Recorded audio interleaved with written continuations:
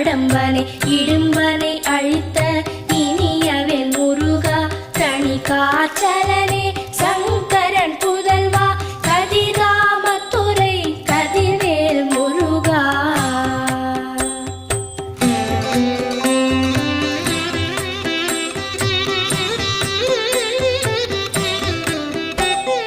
பழனிபதி வாழ் பாலகுமாரா ஆவினன் குடிவாழ்